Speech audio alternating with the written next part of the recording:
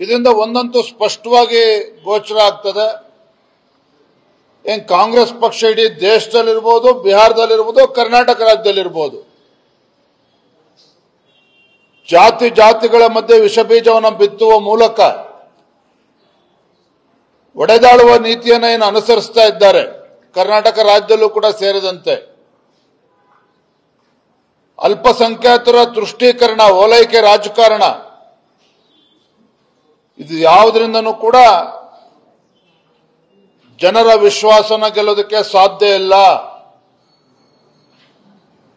ಬಿಹಾರ ರಾಜ್ಯದ ಜನತೆ ಇರುವುದು, ಕರ್ನಾಟಕ ರಾಜ್ಯದ ಜನತೆ ಇರುವುದು, ದೇಶದ ಜನತೆ ಬಯಸ್ತಾ ಇರುವಂತದ್ದು ದೇಶದ ಅಭಿವೃದ್ಧಿಯನ್ನು ಬಯಸ್ತಾ ಇದ್ದಾರೆ. ನರೇಂದ್ರ ಮೋದಿಜಿ ನಾಯಕತ್ವದ ಬಗ್ಗೆ ಸಂಪೂರ್ಣವಾದ ವಿಶ್ವಾಸವನ್ನ, ಬೆಂಬಲವನ್ನು ನೀಡಿದ್ದಾರೆ. ಇಂಥ ಭ್ರಷ್ಟ ಜನವಿರೋಧಿ ಕಾಂಗ್ರೆಸ್ ಪಕ್ಷವನ್ನ ಯಾವುದೇ ಕಾರಣಕ್ಕೂ ಬೆಂಬಲ ನೀಡುವುದಿಲ್ಲ ಅನ್ನುವ ಒಂದು ಸ್ಪಷ್ಟ ಸಂದೇಶವನ್ನ ನೀಡಿದ್ದಾರೆ.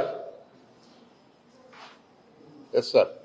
ರಾಹುಲ್ ಗಾಂಧಿ ಅವರು ಇದುವರೆಗೆ 95 ಚುನಾವಣೆಗಳನ್ನು ಸೋತಿದ್ದಾರೆ. ಇದ್ರ ಬಗ್ಗೆ ನಿನ್ನೆ ನಮ್ಮ ಪಕ್ಷದ ಹಿರಿಯ ನಾಯಕರು ಈಗಾಗಲೇ ಅದ್ರ ಬಗ್ಗೆ ಹೇಳಿದ್ದಾರೆ. ಐರನ್ ಲೆಗ್ ಅಂತ ಹೇಳಿದ್ದಾರೆ. ಎಲ್ಲಿ ರಾಹುಲ್ ಗಾಂಧಿ ಅವರು ಎಂಟ್ರಿ ಕೊಡ್ತಾರೆ, ಕಾಲನ್ನ ಇಡ್ತಾರೆ, ಅಲ್ಲಿ ಆ ಪಕ್ಷ ಉದ್ಧಾರ ಆಗೋದಕ್ಕೆ ಸಾಧ್ಯ ಇಲ್ಲ. ಅದು Bihar is the latest example. ಆಗ ನಾಪತ್ತೆ ಆಗಿದ್ದಾರೆ ರಾಹುಲ್ ಗಾಂಧಿ ಅವರು. ಯಾವುದೇ ಒಂದು ಗಂಭೀರತೆ ಇಲ್ಲ, ದೇಶದ ಆಗು ಹೋಗುಗಳ ಬಗ್ಗೆ, ದೇಶದ ಅಭಿವೃದ್ಧಿಯ ಬಗ್ಗೆ ಯಾವುದೂ ಕೂಡ ಕಿಂಚಿತ್ತೂ ಕೂಡ ಕಾಳಜಿ ಇಲ್ಲ. ಒಬ್ಬ ಹಿಂದುಳಿದ ನಾಯಕ ನರೇಂದ್ರ ಮೋದಿಜಿಯವರು ದೇಶದ ಪ್ರಧಾನಮಂತ್ರಿಯಾಗಿ 3ನೇ ಬಾರಿಗೆ ಕೇಂದ್ರದ ಅಧಿಕಾರದ ಚುಕ್ಕಾಣಿಯನ್ನು ಹಿಡಿದಿರುವಂತ ವಿಚಾರವನ್ನ ಸಹಿಸಿಕೊಳ್ಳೋದಕ್ಕೂ ಕೂಡ ಇವ್ರಿಗೆ ಆಗ್ತಾ ಇಲ್ಲ, ರಾಹುಲ್ ಗಾಂಧಿಗಾಗ್ಲಿ ಕಾಂಗ್ರೆಸ್ ಪಕ್ಷಕ್ಕಾಗ್ಲಿ. ಹಾಗಾಗಿ ಪದೇ ಪದೇ ನರೇಂದ್ರ ಮೋದಿಜಿಯವರನ್ನ ಟೀಕೆ ಮಾಡುವಂಥದ್ದು, ವಿದೇಶಿ ನೆಲೆಗಳಲ್ಲಿ ಭಾರತದ ಬಗ್ಗೆ ಅಪಮಾನಕರ ರೀತಿಯಲ್ಲಿ ಮಾತನಾಡುವಂಥದ್ದು,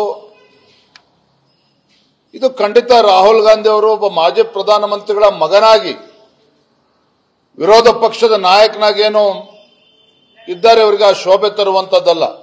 ನೋಡಿ, ಅವರಿಗೆ ಬಿಹಾರ ಜನತೆ ಮುಂದಾಗ್ಲಿ, ದೇಶದ ಜನರ ಮುಂದಾಗ್ಲಿ ಯಾವುದೇ ಸಕಾರಾತ್ಮಕ ವಿಚಾರಗಳು ಅವ್ರ ಜೊತೆ ಇಲ್ಲೇ ಇಲ್ಲ. ಹಾಗಾಗಿನೇ ಓಟ್ ಚೋರಿ ಅಂದ್ಕೊಂಡು ಇಲ್ಲಿ ಸಿದ್ದರಾಮಯ್ಯನವರು, ಡಿ ಕೆ ಶಿವಕುಮಾರ್ ಅವರು, ರಾಹುಲ್ ಗಾಂಧಿ ಅವರು ಇಡೀ ದೇಶದಲ್ಲಿ ಖಾಲಿ ಡಬ್ಬ ಹಿಡ್ಕೊಂಡು ಶಬ್ದ ಮಾಡ್ಕೊಂಡು ಓಡಾಡ್ತಾ ಇದ್ದಾರೆ. ಇದೆಲ್ಲದಕ್ಕೂ ಕೂಡ ಬಿಹಾರಿನ ಪ್ರಜ್ಞಾವಂತ ಮತದಾರರು ಕಪಾಳ ಮೋಕ್ಷವನ್ನು ಮಾಡಿದ್ದಾರೆ.